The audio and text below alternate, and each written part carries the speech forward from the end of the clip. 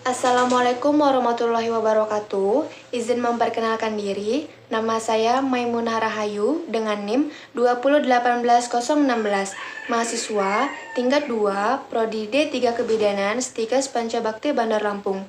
Dalam pemenuhan tugas asuhan kebidanan pasca persalinan dan menyusui dengan dosen pengampu Ibu Novi Eniastina Jasa, Sarjana Sains Terapan Magister Kesehatan.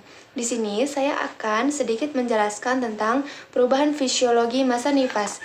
Di antaranya yaitu ada perubahan sistem reproduksi.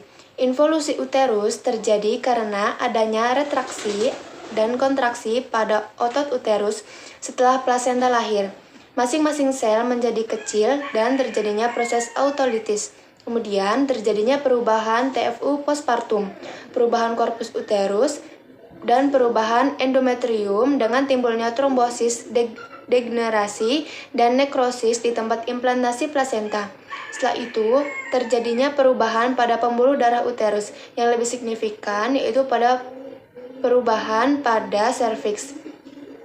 Selanjutnya yaitu perubahan pada payudara. Saat proses maturasi pada masa nifas, payudara akan terasa lebih besar, kencang, dan nyeri. Hal tersebut sebagai reaksi terhadap perubahan status hormonal laktasi. Selanjutnya, perubahan sistem pencernaan. Ibu menjadi lapar pada 1-2 jam postpartum. Kemudian timbulnya rasa nyeri apabila dilakukannya proses jahitan perineum akibat episiotomi, laserasi, atau terjadinya hemoroid. Selanjutnya yaitu perubahan pada sistem perkemihan. Ibu postpartum biasanya akan kesulitan berkemih. Bila 8-12 hari postpartum, maka ibu harus dipasang kateter apabila masih tidak bisa melakukan berkemih. Selanjutnya yaitu perubahan pada sistem muskuloskeletal. Biasanya ibu akan nyeri pinggang akibat persalinan yang lama atau setelah pembiusan epidural. Kemudian, adanya perubahan pada sistem endokrin di mana semua sistem endokrin menurun.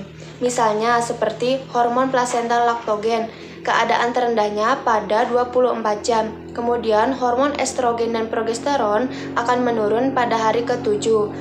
Hormon follicle stimulating hormone atau FSH dan luteinizing hormone atau EH akan menurun pada hari ke-10 sampai ke-12. Kemudian, hormon prolaktin akan menurun pada hari ke-14. Selanjutnya, terjadinya perubahan tanda-tanda vital, misalnya pada temperatur atau suhu. Saat partus, suhu pasien tidak lebih dari 37,2 derajat Celcius, namun setelah partus akan naik 0,5 derajat menjadi 38 derajat Celcius. Bila lebih dari 38 derajat Celcius, kemungkinan telah terjadi infeksi.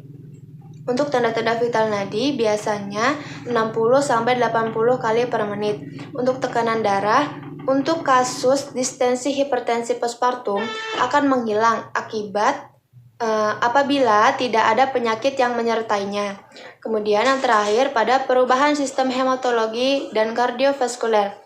Volume darah relatif akan bertambah. Keadaan ini menimbulkan beban pada jantung sehingga timbul dekompensasi kondisi pada penderita visium cordis. Keadaan ini dapat diatasi dengan mekanisme kompensasi hemokonsentrasi sehingga volume darah seperti semula. Hal ini terjadi pada minggu kedua postpartum sebagai akibat adanya hilangnya volume darah atau plasma dan distensi cairan, maka akan terjadinya penurunan berat badan dalam minggu pertama ibu postpartum. Sekian video penjelasan saya tentang perubahan fisiologis masa nifas. Lebih dan kurangnya saya mohon maaf. Saya akhiri. Wassalamualaikum warahmatullahi wabarakatuh.